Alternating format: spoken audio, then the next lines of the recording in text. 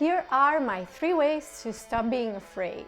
Fear is the biggest dream killer. If you were not afraid, you could live an amazing life. Start a business and be your own boss. Quit your boring job and go travel the world. Even telling that special someone how you feel. But every time you think about it, fear creeps in like a big scary dragon.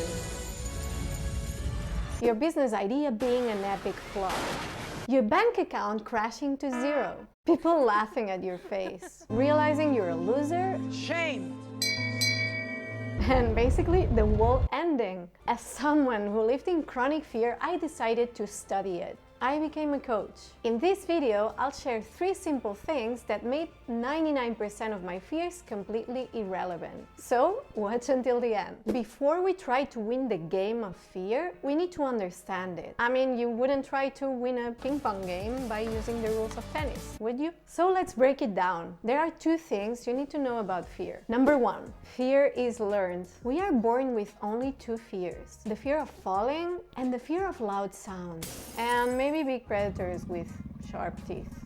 Will make sense. So any other fear we have is something we learn as we grow up. Fear of rejection, uncertainty, change, failure, public speaking. Oh, that's a big one. I mean, think about it. Were you afraid to fail when you were a baby? You probably didn't give a shit. Which means you learned that fear. The good news, everything you learn, you can unlearn. The second thing you need to know about fear is a strategy. Growing up, parents and loved ones use fear on us to make sure we stay safe, or to get us to do something. For example, you need to study, because if you don't, Santa won't bring you presents and terrible things will happen. So fear can be a useful strategy sometimes. The problem is that over time, we learn to scare ourselves, to influence what we do or don't do. So, now that we know the game of fear, here are the 3 ways to stop being afraid. The first one, change your focus. The more you focus on your scary thoughts, the more they grow. Your attention is like their food.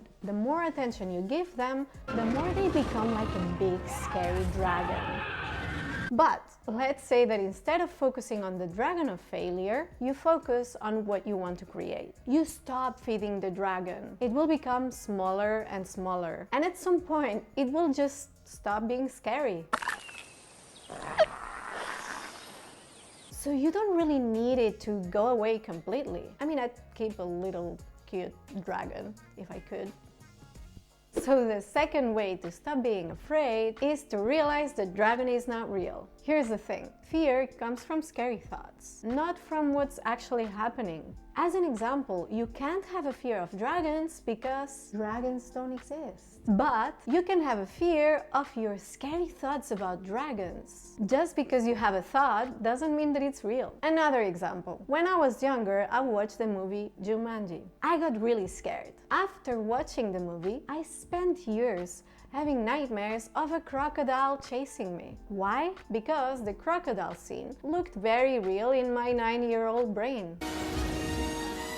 So I wasn't scared of an actual crocodile, but I still scared myself with imaginary crocodiles for years. So most of the things we are scared about are just thoughts in our head. They might seem real, but they're not. When you see the difference between a scary thought and reality, a thought is made up, so it can't really hurt you, then fear stops existing. It makes no sense anymore. Last time I watched Jumanji, the crocodile scene was even funny. It no longer seemed real, so I didn't get scared. But here's the thing, sometimes you can't control if a thought looks real or not. Which leads me to the third way to stop being afraid, which is to realize that fear is a bad strategy. We don't need fear to achieve things. As a kid, you didn't need to scare yourself about being left behind to learn how to ride a bike. Excitement was driving your achievement, not fear. And honestly, it feels nicer and easier to achieve things when you're not scared. So you don't need to scare yourself